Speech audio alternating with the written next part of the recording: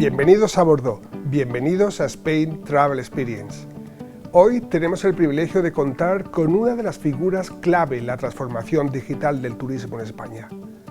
Nos acompaña Enrique Martínez, presidente de Segitur, la Sociedad Estatal para la Gestión de la Innovación y las Tecnologías Turísticas, con quien conversaremos sobre innovación y turismo inteligente, tendencias y desafíos. Enrique Martínez es licenciado en Ciencias Políticas y Sociología por la Universidad Complutense de Madrid, con formación especializada en gestión pública, liderazgo, evaluación de políticas y calidad de los servicios.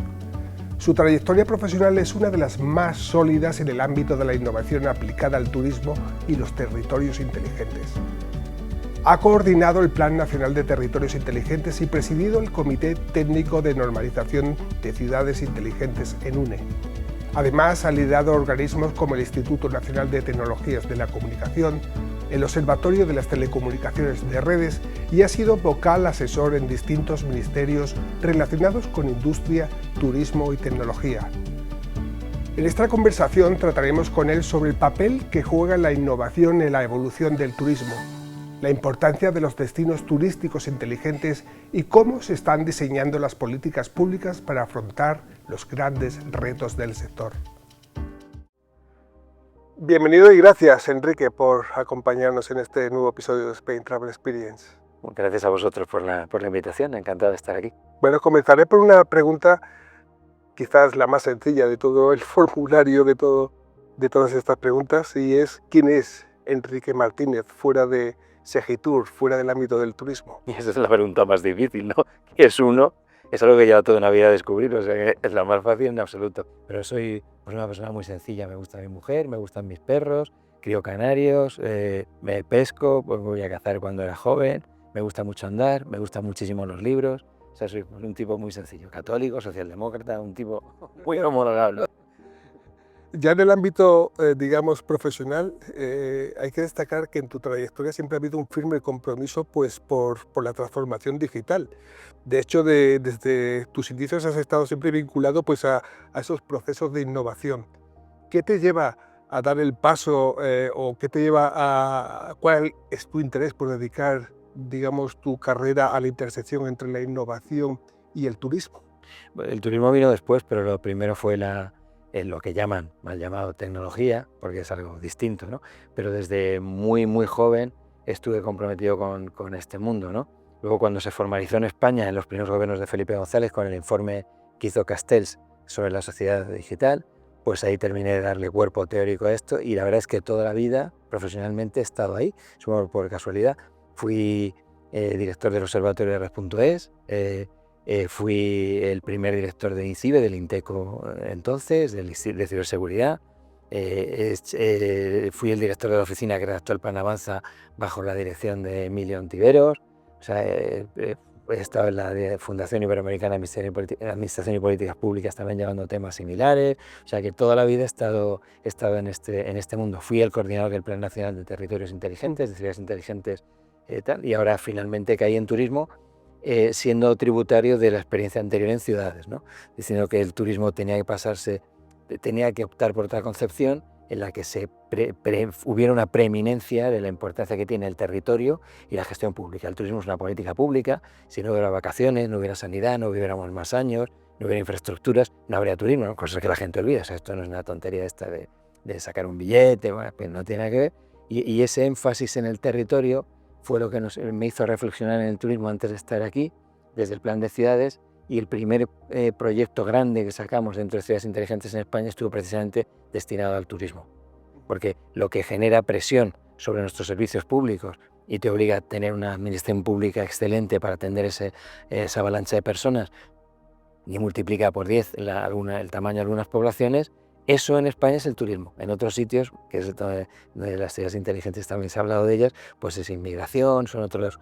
Aquí no, aquí es el turismo y por eso hablar de ciudades inteligentes sin hablar de turismo en España es imposible. ¿Alguna historia emotiva, anecdótica, algo que te haya marcado dentro de Segitur, que te haya dejado algún pozo? Pues yo creo que la pandemia, como todos, ¿no? Que hicimos grandes cosas y nos mantuvimos en contacto, gracias a la experiencia que teníamos, y bueno, la que tenía yo por haber estado en Inteco antes, en INCIBE, de un plan de planes de respuesta, planes de contingencia, pues desde el primer día, frente a lo que pasó en otras administraciones, estuvimos conectados. Tuvimos conectada la red de los concejales de turismo, los técnicos de turismo de un buen número de destinos, y de esa conversación salieron cosas muy bonitas. Por ejemplo, el utilizar los QRs en las cartas de los restaurantes y otras ideas que luego se difundieron, apoyar a proyectos de movilización del conocimiento del sector que llevó a que España fuera líder en la formulación de las normas sobre cómo lidiar con una pandemia. O sea, algunas cosas las hicimos con muy poco dinero, tener datos valiosísimos de, por ejemplo, el volumen del tráfico en España, que fueron de mucha utilidad aquellos días, cómo se movía y cómo no se movía el tráfico, si estamos aproximándonos a un día festivo, si no, si había que, en fin, muchas, de aquella época que tuvo pues todo el componente trágico que cabe suponer, también pues, fue un motivo de orgullo del sector que tenemos, que fue capaz de responder y mandar a la gente a su casa en 48 horas, cuando los ingleses decían que yo jamás llegaría allí, o que la gente no daba el crédito a lo que iba a pasar. Bueno, y aquí se vio tempranamente y se respondió realmente bien, ¿no? O sea que yo creo que aquella época sin duda es donde más a gusto me he sentido, sería decirlo mal, porque era una situación trágica, pero más orgulloso del sector que tenemos me sentí, ¿no? Sí, sin duda esa etapa a la que te refieres, el COVID, marcó un antes y un después, no solamente en el sector turístico, sino en cualquier sector productivo del país. ¿Cuál crees que ha sido la evolución o el aprendizaje desde entonces? Es un parteaguas, todo el mundo nos acordábamos de lo de antes y lo de después.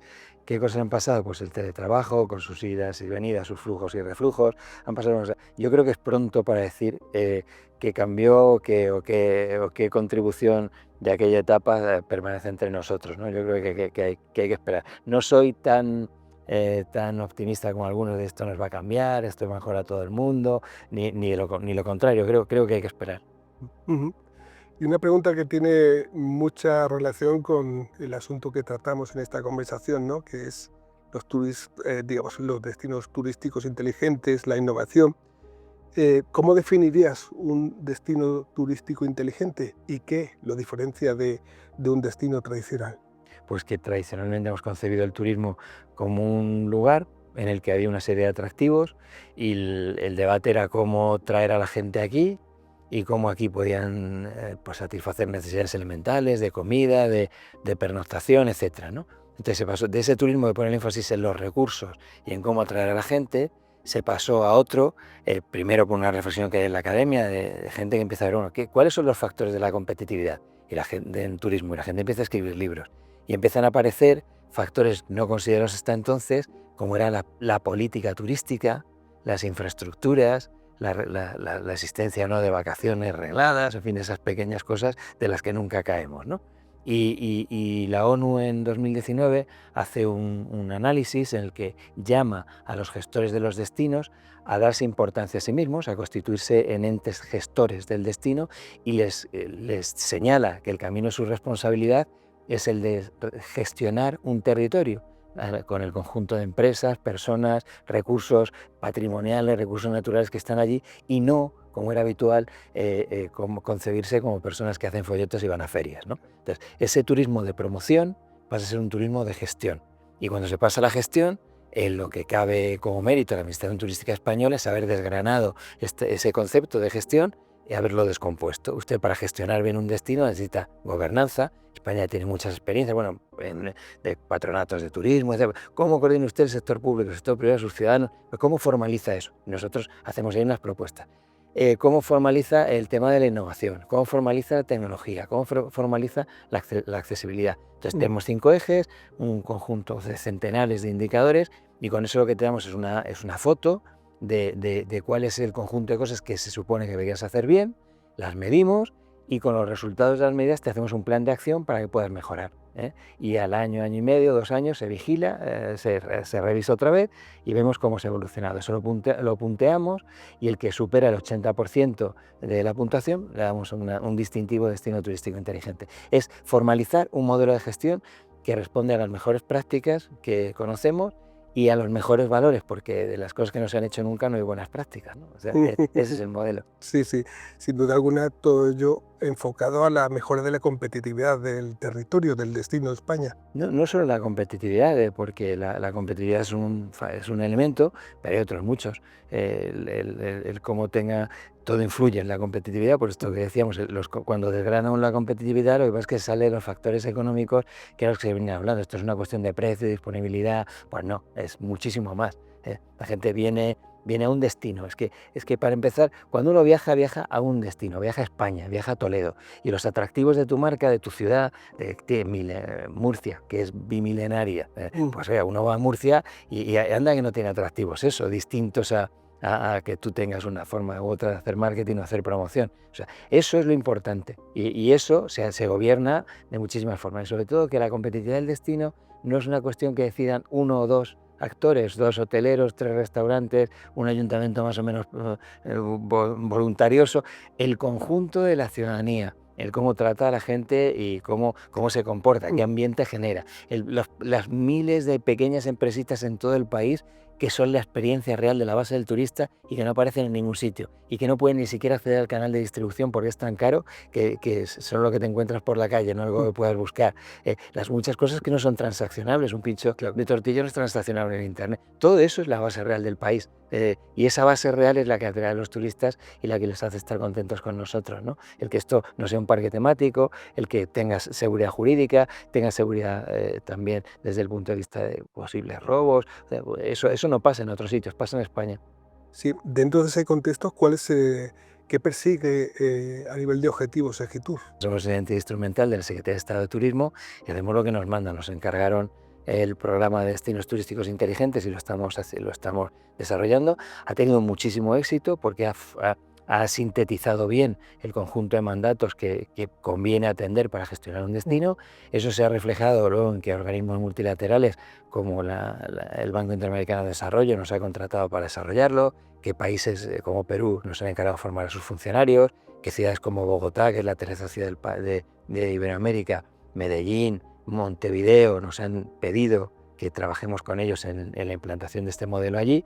Bueno, o sea que eso está consolidado, y luego hemos pasado a nuevos retos. Esto es una parte que tiene el diagnóstico de cómo gestionar, y una vez que tenemos esto, ¿qué hace falta? Una infraestructura pública digital que permite eso que decíamos hace un momento. Mucha gente no tiene acceso ni al canal de distribución, ni tiene... Bueno, ¿cómo tú das acceso a la totalidad de los miembros del destino? Por una parte, y por otra, cómo les das a todos una base común de herramientas que les permita formular la estrategia de cada cual y desarrollarla. Y es importante, cuando hablamos de transformación digital, hablar de las dos palabras, de transformación y digital. Una empresa un restaurante de 5 mesas tiene que definir cuál es su cadena de valor y saber qué tecnología y qué factores no tecnológicos mejorarían su competitividad y cómo se engancharía eso con el modelo de ciudad. Entonces, al servicio de todo eso es el que está la plataforma inteligente de destinos, que da herramientas a los destinos, a los turistas y a las empresas. Actualmente, ¿qué tipo de estrategias se están implementando desde Segitur? La estrategia le corresponde formular a la Secretaría de Estado, que está poniendo en marcha una estrategia que ya fue aprobada, un marco estratégico que fue aprobado en Conestur, en el que por todos los agentes, y lo que dice es que hay que combinar las tres sostenibilidades: la económica, que es de la que hablamos más, la medioambiental, que también está un poco de moda, y la social, de la que no suele hablar, con 5 ejes, que son las personas que gestionan los destinos. O sea, hay que fortalecer a los gestores, es la experiencia que hemos aprendido desde 2019 con Naciones Unidas y con la experiencia de TI, fortalecer las capacidades. El turismo, los problemas que tiene son de gestión, no de promoción. No quiere decir que la promoción no haya que hacerla, pero España no tiene ningún problema de promoción, tiene otros problemas, ¿no? Bueno, fortalecer esa capacidad de los gestores para relacionarse con su entorno y dinamizarlos. Segundo, fortalecer a las empresas. Hemos hecho muchos estudios de digitalización y hay buenas noticias, porque las empresas en su conjunto han mejorado más de 2 dígitos en los niveles de digitalización. Fortalecer a los trabajadores. Tenemos un problema pues desde horarios, de prestigio del sector, etcétera. Mucha parte del sector dice que cuesta trabajo encontrar gente, cuesta trabajo despertar vocaciones, atraer talento, pues es decir, que hay que complejizar lo que es el trabajar en el sector y lanzarlo. Luego dirigirnos a los turistas para que sepan que vienen a una comunidad y compartan este enfoque que tiene el país dirigido a la sostenibilidad y a concebir el turismo de una forma más respetuosa con las comunidades y con el medio ambiente, y luego a los ciudadanos, a las comunidades que acogen a las personas que vienen a visitarnos, ¿no? Entonces esos 5 ejes y estas 3 sostenibilidades se articulan parece una gramática que se va desgranando en multitud de posibles cursos de acción, y eso es lo que se está formulando, que creemos que en el mes de noviembre este documento de marco se publicará, ¿no? Y en esa misma estamos nosotros entrando, lógicamente. Sí, sí, de acuerdo. Queda claro entonces que digamos que determinadas estrategias, bien determinadas por la Secretaría de Estado de Turismo, pero a nivel de proyectos, ¿podemos hablar de proyectos destacados de Segitur en este momento que supongan un avance importante en esta materia? Los proyectos son los que teníamos de Destino Turístico Inteligente, que se ha consolidado mundialmente como un marco de gestión que pues yo creo que es muy respetado, y luego en estos momentos hemos dado un paso más de pasar del diagnóstico del destino, del plan de acción, yo doto a todo el país de 2 cosas que no tenía antes: de acceso al canal de distribución, para que tengas visibilidad, por decir, y luego sobre todo de un nivel de digitalización homogéneo. Todo el mundo va a tener acceso a un CMS semántico para poder poner allí tus contenidos. Va a tener acceso a un portal profesional para decirte tu tienda, cuándo abre, cuándo cierra, qué ofertas tiene. Vamos a tener acceso a una app de turista que va a tener una parte horizontal. Vamos a tener acceso a una herramienta de encuesta. Vamos a tener acceso a un buen número de servicios que van a permitir dar homogeneidad a la capacidad que tú tienes para formular tu estrategia y para desarrollarla. Y después el segundo aspecto fue, junto a de la plataforma inteligente de servicios, que se articula en torno a eso, de destinos, que se articula en torno a prestar servicios. Por primera vez se va a poner en marcha un espacio de datos. Todo el mundo habla de los datos sin ligarlos a nada.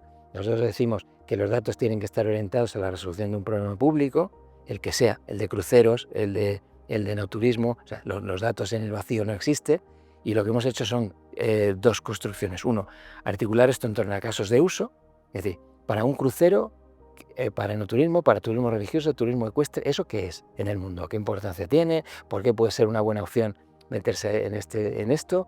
Segundo, ¿qué modelo de datos, no datos, harían falta para interrogar esa realidad, gestionarlo, ponerlo en marcha? Y eso habrá datos que existen, datos que tiene el sector privado y que tienes que movilizar, datos que no existen y tenemos que construir entre todos, porque son elementos nuevos. Tercero, ¿qué capacidades de gestión públicas y privadas tenemos? O sea, para gestionar el turismo ecuestre, las personas que tienen cuadras, las personas que tienen caballos, las personas que van allí, el que tiene el circuito del ayuntamiento, que tiene unos bosques por ahí para que la gente vaya a caballo. ¿Qué cosas tenemos que hacer? Y poner cada uno y hasta dónde queremos llegar. Quinto, ¿qué tecnología hace falta para automatizar eso en la medida de lo posible, o para cribar o para el dato? Y quinto, lo más importante, la semántica. No hay inteligencia artificial si no hablamos el mismo idioma todos. La máquina no habla. Bueno, pero eso en la primera ontología de turismo lo hemos hecho nosotros. Están unos compañeros nuestros en Brasil defendiendo la norma española de ontología, de semántica de turismo, para que sea norma mundial en ISO, o sea que ahí hemos avanzado mucho. Entonces, ese modelo lo hemos aplicado en todas partes para construir esto que llamamos espacio de datos, que a diferencia de los datos de las fórmulas tradicionales, no es un lago o un menos repositorio de datos, porque tú no cuelgas datos ninguno. Cada cual anuncia los datos que tiene, de qué son, y dice si los cobra, si son gratis, o lo que sea. Entonces cuando yo tengo automatizada la capacidad de descubrimiento, y lo interesante es que yo me puedo meter en ese espacio, ver datos de muchas personas, de muchas entidades, y con eso ocurrírseme un servicio y lo produzco. Y la ventaja que tiene un espacio de datos es que el contrato se produce automáticamente. Hay cierta capacidad de negociación automatizada también, para ponerse de acuerdo en detalles, pero que va muy rápido el ponerse de acuerdo en poner en producción las cosas. De forma que ponemos los datos en producción. Y hasta ahora no. Hasta ahora tú ponías datos, los procesos de descubrimiento eran muy difíciles y luego los procesos de negociación eran infinitos. Y con esto le vamos a dar una velocidad enorme a los espacios. El espacio de datos hay un poco en el espacio industrial y en turismo somos el primero del mundo que a partir de junio tendrá un espacio de datos. Sin duda alguna, pues evidentemente el Big Data tiene muchísima importancia dentro de Segitur. Antes todo el mundo hablaba de Big Data, ahora todo el mundo, hay una chica nueva en la oficina que es la inteligencia artificial, de la que tampoco se sabe muchas veces. El Big Data, para que exista, lo que se supone que hace es que tú pases de pensar con causalidad esta botella se cae porque hay una ley de la gravedad, a correlación. Entonces, pensar en correlaciones es muy difícil. Entonces, hay muy poca gente que de verdad diga con qué está correlacionado este hecho, ¿no? Uno de los casos clásicos es ¿cómo se elige un caballo de carreras? Pues todo el mundo tenía 1000 fórmulas y de pronto hay alguien que descubre que los caballos que tienen los órganos internos un poco más grandes de lo normal, pero no enfermos, sino bueno, el corazón, el bazo más grande, son caballos de más resistencia. Bueno, eso lo sabe, funciona, son caballos más resistentes. Ahora, ¿por qué pasa eso? ¿Por qué el tamaño del bazo influye en la velocidad del caballo? Pues no tienen ni idea. Entonces son cosas que correlacionan, pero que no están... En turismo, yo creo que cuando me hablan de Big Data, lo que pregunta la gente es, bueno, pues dígame usted la última vez que usted descubrió cosas que se correlacionan. Y con eso que ha hecho, claro, porque esto no era para ganar al trivial, ¿no? O sea, yo creo que magnificamos a veces las palabras, las técnicas, y lo importante es lo otro, es que tenemos la mejor administración territorial local del mundo, gente capaz de pasar de 50 a 50.000 y que todo funcione, que tenemos unos hoteleros, unos restauradores de clase mundial que van por ahí fuera y compiten y generan en 1000 sitios un modelo reconocido y con mucho prestigio, que tenemos empresas tecnológicas que no valoramos suficientemente alguna, y que el liderazgo de España pues es no solo en el receptivo, que muy pocos, si no lo somos ya, seremos los primeros del mundo, tenemos el liderazgo de las políticas públicas porque tenemos las mejores administraciones y el liderazgo de las empresas tecnológicas que tenemos y de las que vamos a tener, ¿no? Pues yo puedo explicar lo que son los DTIs y qué ha pasado. Y tenemos un estudio que hicimos en Medellín, otro que hicimos en Benidorm, de que esto funciona. Y ahora hemos hecho un estudio con el profesor Ibars de la Universidad de Alicante de cómo ha impactado nuestro modelo, o sea, qué problemas públicos identifica mi modelo y qué problemas públicos resuelve.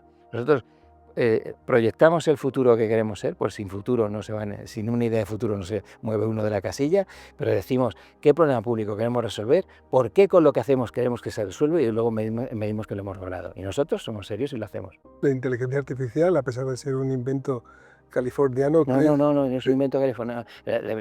Hay mucho vendemotos, mucho papanatismo con la inteligencia artificial.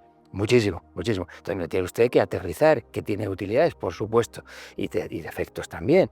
Y es un loro estocástico que repite cosas, no entiende nada, o sea, y luego sirve para muchas cosas. Pero cuidado, que a los mandos estoy yo, sobre todo no es una invocación, es qué usos tiene esto. Hay un libro muy bonito que se llama Horamundo, que por si alguien lo quiere leer, que vienen casos en que por hacer el caso de las máquinas las cosas han sido un desastre, porque decían, no, pare usted la ruleta esta de las norias de feria, y no hicieron caso y se cayó, y otros en los que haces caso a la máquina y la lías. Ajá, que sí. esto tiene sus pros, sus contras, y es una herramienta más. Y luego otra cosa, que en puridad, la inteligencia artificial, tú no puedes explicar lo que sucede dentro. Cuando puedes explicarlo es automatización. Simplemente las cosas van más rápido, porque tú metes un algoritmo que hace que las cosas vayan más rápido. Eso que lo puedes explicar no es inteligencia artificial, es automatización. Y cuando pasan cosas que tú no puedes explicar con resultados satisfactorios, ¿qué está pasando en medio? ¿Qué sesgos estás metiendo en medio de los que no eres consciente? Pues una pregunta que debemos hacernos, porque pasan cosas. Y luego estar atento a los fracasos también, en los que no se cuentan, ¿no? Quiero recordar Indiana, por ejemplo, con IBM, ¿no? Esas memeces que se han escuchado muchas veces de algún majareta que dice, no, pues, vamos a tener todos los datos y entonces por teléfono no hacen falta funcionarios, arreglamos los servicios sociales. Bueno, pues que miren, Indiana e IBM, lo que pasó, que echaron a miles de personas del servicio, la gente que atendía el teléfono no tenía idea, era falso que no tuvieras que entregar los papeles. Bueno, todo el que ha hablado con algún telefonillo sabe de lo que da de sí el asunto, pero aún así hay gentes muy osadas que se atreven a manifestar esto, ¿no? O sea, esto es una parte, es un área que tiene claroscuros, que tiene peligros de su propio, entre otras cosas, el que desconoce cómo funciona de verdad. Claro. Y que entonces que hay que estar atento y que en todo tenemos que estar nosotros a los mandos. Sin duda, claro. Hablabas antes, Enrique, sobre el liderazgo de un país, un destino como España, en diferentes frentes, en diferentes sectores, especialmente en el turismo, tanto a nivel destino como a nivel empresarial. ¿Crees que España también es un líder en la innovación? En turismo y en gastronomía, en muchas cosas, sí. Nosotros creemos, y bueno, y en Cotec, Garmendia también lo decía, que la innovación se está midiendo mal, pues no se están midiendo muchas cosas que hacemos muy bien, porque no se les da valor, pero lo que hemos sido capaces de innovar nosotros en ese mundo, pues no entra en los rankings con los que habitualmente nos dirigimos a este mundo, pero por supuesto. Además, si España no lo hiciera muy bien, aquí no venía la gente. Y cuando lo haces muy bien, lo haces muy bien, por esa base social que hemos dicho, lo que eres como país, lo que es tu historia, tu cultura, tu acceso, tu seguridad ciudadana, tu seguridad jurídica, tu amabilidad, tu buena cocina que existía generalmente, todas esas cosas te dan un liderazgo que no está medido. El que esto funciona, el que la gente es amable, pues no hay ningún indicador. Pero lo que somos como sociedad, es que sin duda también una construcción innovadora, pues no cuenta, por ejemplo. O sea, hay muchas cosas en las que España es indudablemente líder y por eso estamos donde estamos, ¿no? Hablabas antes, tuvimos una parte de la conversación en la que hablabas de diferentes patas de la sostenibilidad. ¿Crees que en este sentido España está haciendo los deberes a nivel sostenibilidad? Hombre, estamos al menos planteándolo, ¿no? Estamos planteando la económica, sin que las cosas tienen que ser rentables, pues hay una reflexión ahí, ¿no? La medioambiental, en la que se ha avanzado más, y luego donde creo que estamos haciendo algunos avances que no han hecho los demás, del todo es en la parte social, ¿no? En lo de la parte de los salarios, la parte de la movilidad que hay en este sector, la parte del turismo social, lo que hace España, por ejemplo, el turismo. El turismo es una política pública, hay turismo porque hay vacaciones, desde que la República Francesa dijo que había 5 días de vacaciones pagadas, y la República en España dijo que era 4, creo recordar, tenías que demostrar que no habías ido a trabajar para que te lo a otro sitio. Bueno, pero el turismo viene de una política pública, por tanto, que en el mundo social, ¿qué reflexión hay ahora? Pues que todo esto de los californianos, claro, que todo el mundo habla del turista del futuro y no habla del trabajador del presente. Y aquí hay problemas ahora mismo para encontrar gente, lo dice todo el mundo a veces, ¿no? Y eso nos tiene que hacer pensar en qué condiciones, qué cosas tenemos que hacer para hacer este sector atractivo.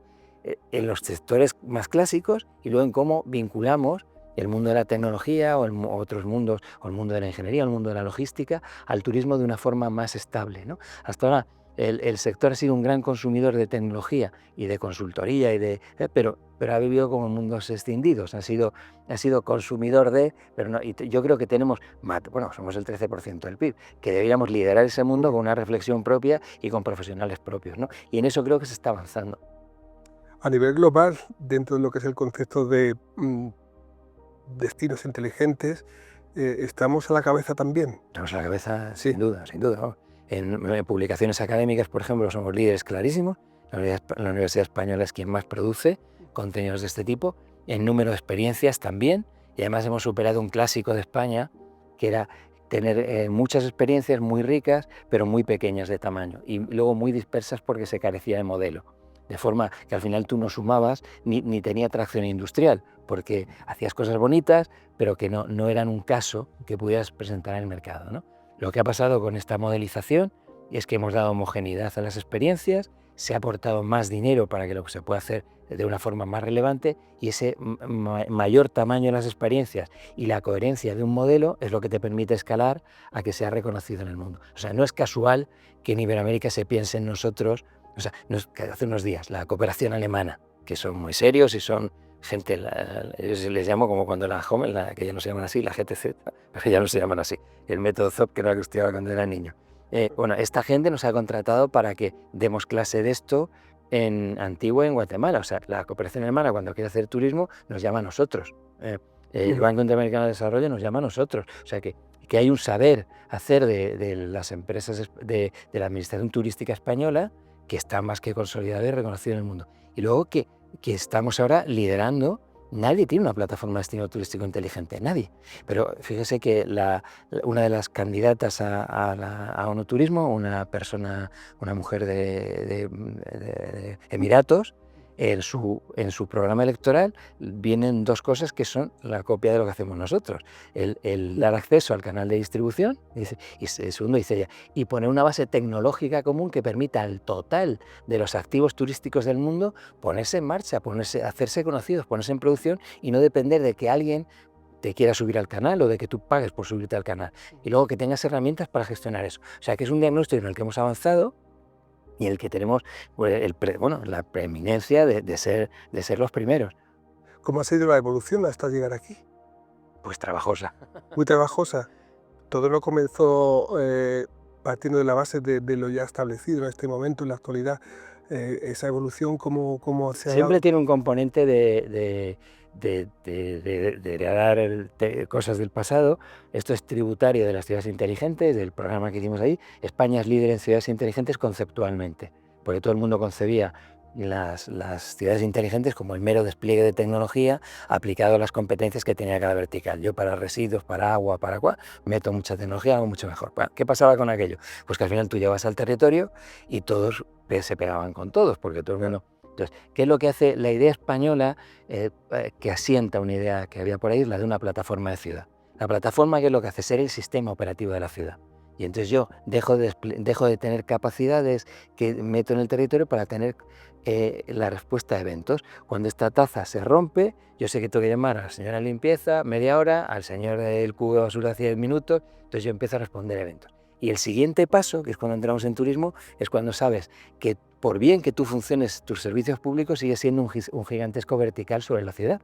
Pero el ayuntamiento está solo. No, están los puertos, los aeropuertos, las estaciones, y los españoles descubrimos, frente a los californianos que están por enterarse, que las ciudades tienen edificios, tienen puertos, tienen aeropuertos, y que por bien que tú hagas tus deberes, si te llegan en el aeropuerto 1000 personas, tienes que tener los taxis o pues están impactando en tus servicios sin ser parte de sus servicios. Y eso en España se llama turismo. Que tener un modelo de datos por el que la estación, el puerto, el aeropuerto, el hotel se esté conectado a tu plataforma de ciudad y os entendáis, sepáis que cuántos van, cuántos vienen, eso lo ha hecho España antes que nadie. Es una evolución de cosas que habíamos hecho y luego de salirse de los clichés. O sea, lo peor que hay en el mundo es no pensar. Y hay muchísima gente que no piensa nada y se las traga dobladas. Todo lo que te dice, pues, bueno, payasadas muy al uso.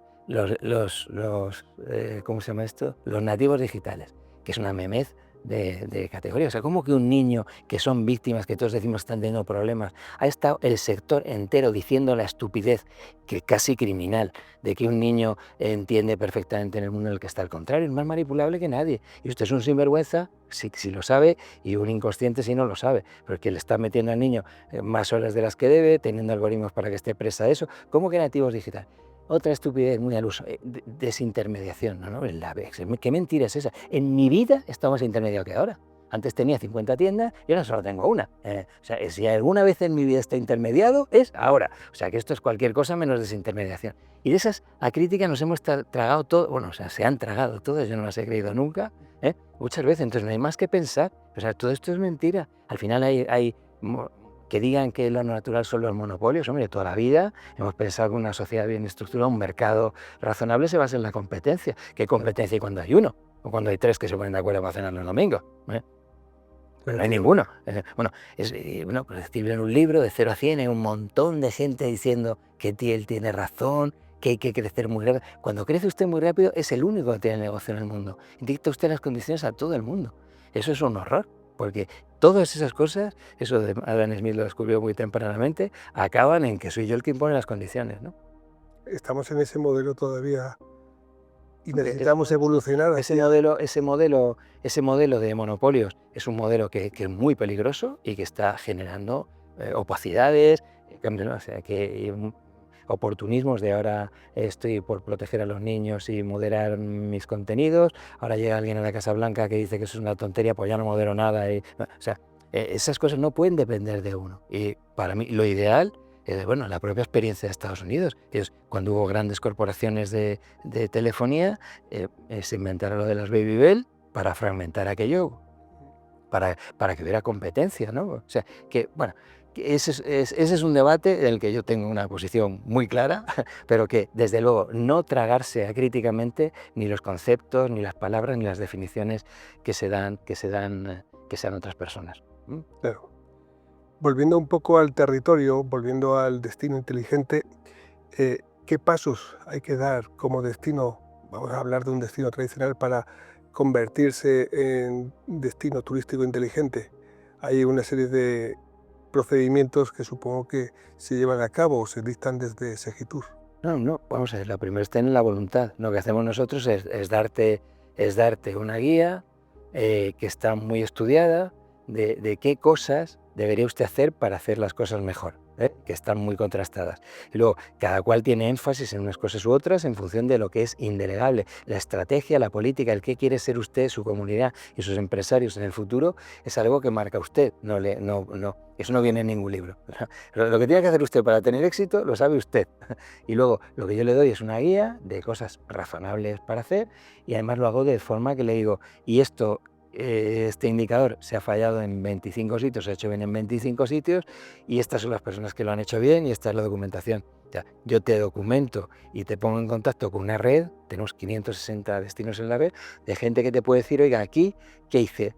Yo cómo mejoré mi gobernanza, cómo mi relación con el sector, cómo mejoré mis estadísticas, cómo mejoré mi innovación en marketing, bueno, pues ahí tienes un catálogo de cosas que te inspiran.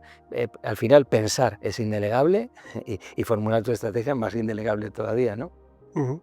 ¿Qué papel juegan los destinos de interior, más en concreto los destinos rurales?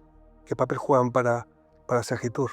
Porque España es tributaria de un gran éxito, que fue el del turismo que se inicia en los 60, que al final, en 1973, ahí en el último plan de desarrollo, se dice algo que ha articulado los debates del sector después siempre, ¿no? Que España deudora de un modelo que estaba focalizado en una época del año, las vacaciones, focalizado en el litoral, focalizado en un producto, focalizado en dos mercados emisores, en fin, la estacionalidad, todas estas cosas que... El común de palabras críticas sobre el turismo se formula en aquel momento. Estacionalización es un tema que nos ha acompañado mucho tiempo, o sea, mucho tiempo.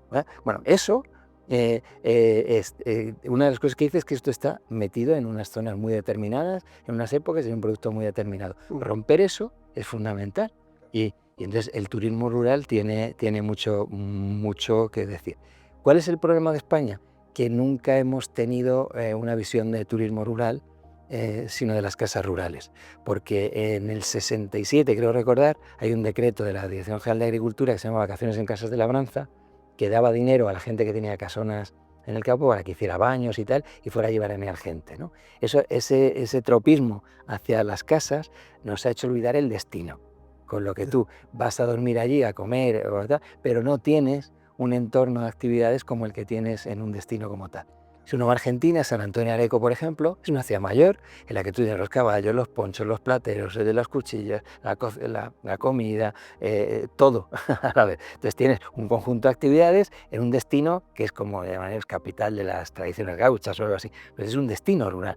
Aquí no tenemos tanto destinos rurales como casas. De hecho, la PAC tiene con la política agraria común se financian casas rurales. Bueno, entonces, el salto que hay que dar, desde mi punto de vista, es pasar de eso, de la casa rural, que está muy bien, al entorno rural en el que tú vendas más cosas. Y eso nosotros lo hemos intentado modestamente con un proyecto que lo que persigue es convertir productos del sector rural, productos del sector primario, una que sería un olivar en un señor que tiene un rebaño de cabras en un producto turístico. Eso exige pues sanidad, medidas de sanidad, medidas fiscales, de todo. Enseñar a alguien que tiene un rebaño de cabras a que él puede dar tickets para que usted esté haciendo trekking 12 horas detrás de las cabras, aprendiendo cosas de cabras, comiendo queso y luego cenando no sé qué, y eso venderlo, es un complemento de rentas para el que tiene el rebaño, no desnaturaliza la actividad del sector primario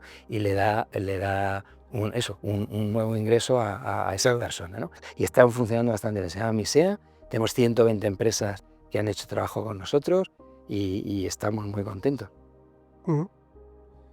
Enrique, ¿cómo ha sido la colaboración o cómo está siendo la colaboración público-privada en este momento desde el punto de vista de Segitur a nivel de colaboración, tanto pública como comento y dentro del sector privado? ¿Hay buena sintonía y buena relación? ¿Se están haciendo cosas, proyectos de manera conjunta? Nosotros tenemos, es por nuestra especialidad, ¿no? Tenemos unas relaciones un poco particulares, porque tenemos muy buena relación y muy intensa con las ciudades, con los destinos. Ya tenemos 560 destinos en la red. Tenemos una relación con las empresas, en tanto estas trabajan en los destinos, porque hay empresas en la red que son aquellas que tienen experiencias de peso en el territorio, y luego tenemos mucha relación, que es uno de los focos de actividad, con el sector tecnológico, con todas las patronales, Ametic, Digitales, Conetic, porque el mundo de la tecnología y el mundo del turismo habían estado separados siempre y en estos momentos están empezando a trabajar juntos, ¿no? Y con bastante éxito, creo. Eso es interesante. Quería preguntarte, ¿qué importancia tiene la formación y la capacitación de los profesionales?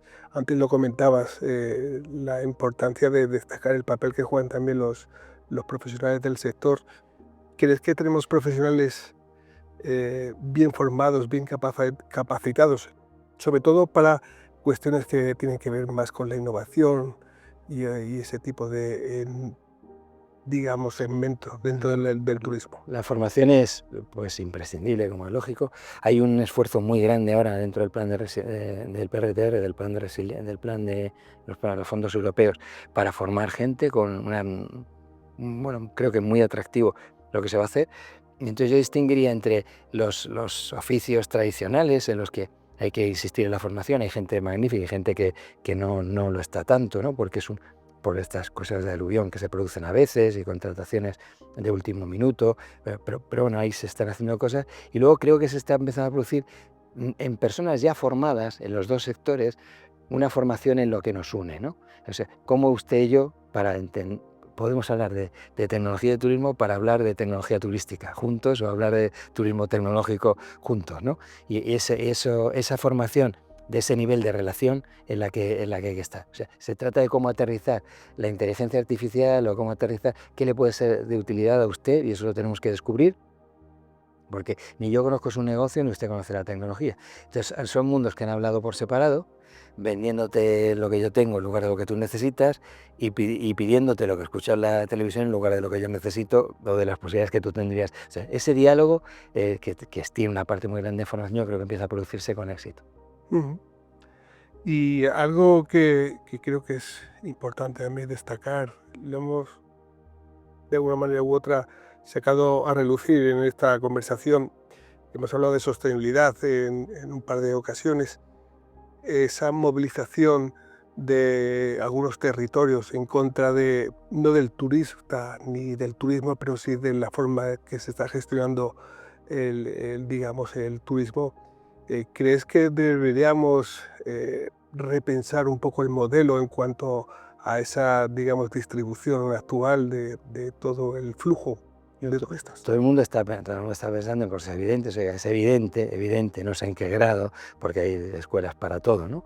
Pero que el turismo puede afectar a la vivienda, al precio de la vivienda, que el turismo puede afectar a la identidad de las ciudades, en tanto que, siendo un fenómeno masivo, puede vaciar tu vida diaria y la gente sentirse extraña en su propia ciudad. O sea, que esto tiene partes negativas y tiene partes positivas, como es el 13% del PIB. Oiga, entonces, que hay que conjugar las dos cosas, y entonces, yo creo que se está atendiendo a los dos fenómenos, y entonces lo que no se puede es no balancear las dos cosas. No, es decir, no, la gente que le va bien suele protestar menos que los que le va mal. ¿Aquí hay problemas? Sí. ¿Que hay malestares? Pues sí. ¿Que hay bienestares? Pues también, y que hay que encontrar una forma de afrontar los problemas. Creo que se están dando pasos bajo el liderazgo de España en el último consejo que hubo en Mallorca de ministros de turismo.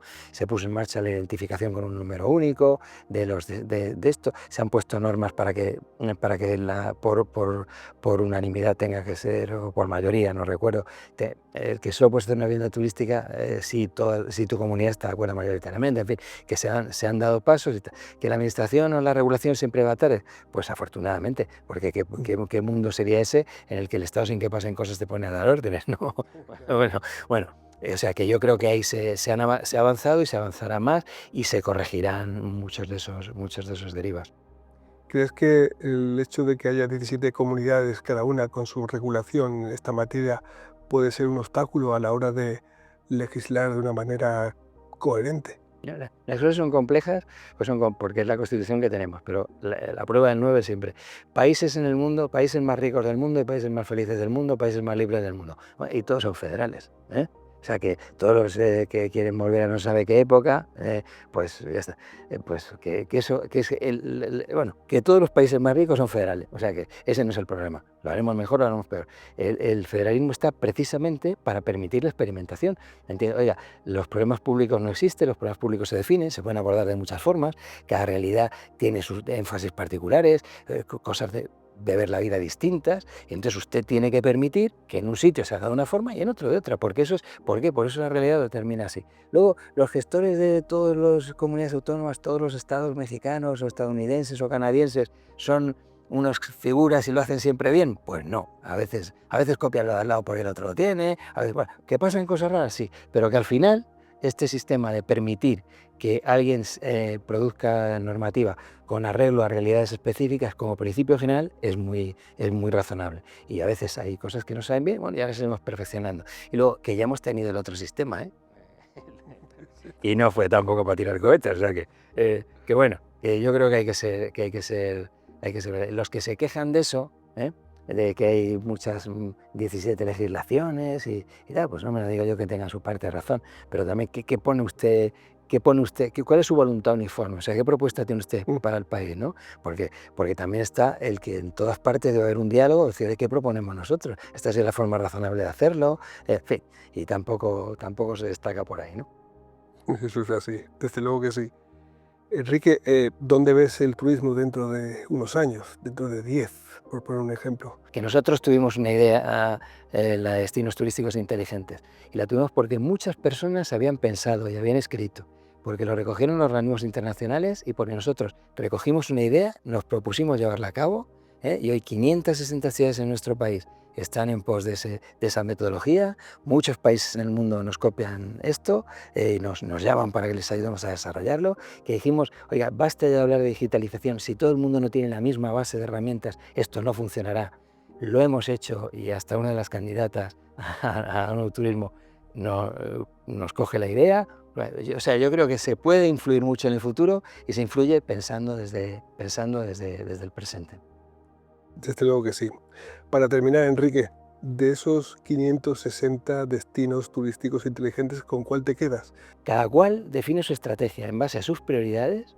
¿Qué quiero ser yo de comunidad? Yo quiero tener mucha o poca gente. Por esa gente, hay mucha gente. Bueno, hay modelos que están basados en mucha gente.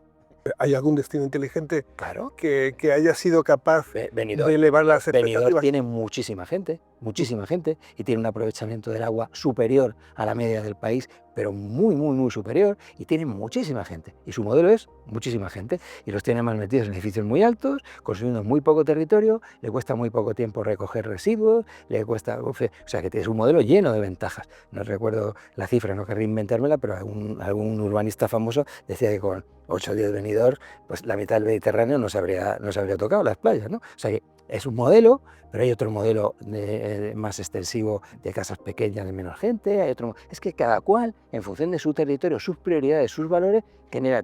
Esto no es lo que te digo yo es qué cosas debería medir usted cuando hace marketing, si sabe a quién se dirige, si sabe si llega o no a ellos, si cuando llega pues llega efectivamente, y luego con qué llegue es una cuestión suya.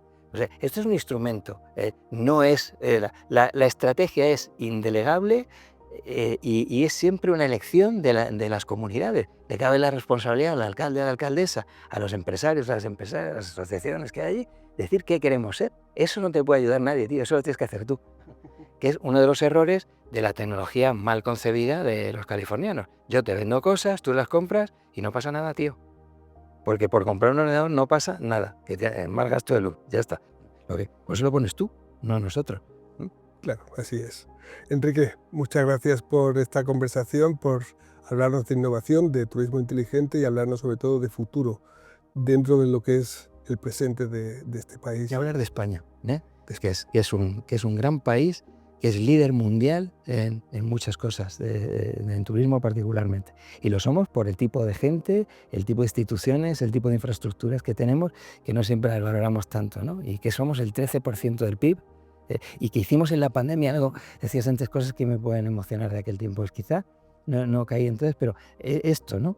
Que éramos entonces el 12% del PIB, el 12,5% del empleo, y que gracias a los SERES fuimos el 5% del PIB y el 12% del empleo. Que se sujetó a la gente, se sujetó el tejido productivo. Que si hubieras dejado que cayera 2 años, y ya se cayó mucho, porque esas cosas siempre pasan factura, se sujetó el empleo, la cualificación, se sujetaron los modelos de negocio, se sujetaron muchas cosas, ¿no? Es una cosa también para sentirse orgullosos, ¿no? Enhorabuena por la parte que te toca dentro de Segitur. A vosotros. Muchas gracias. Y muchas gracias por compartir este rato.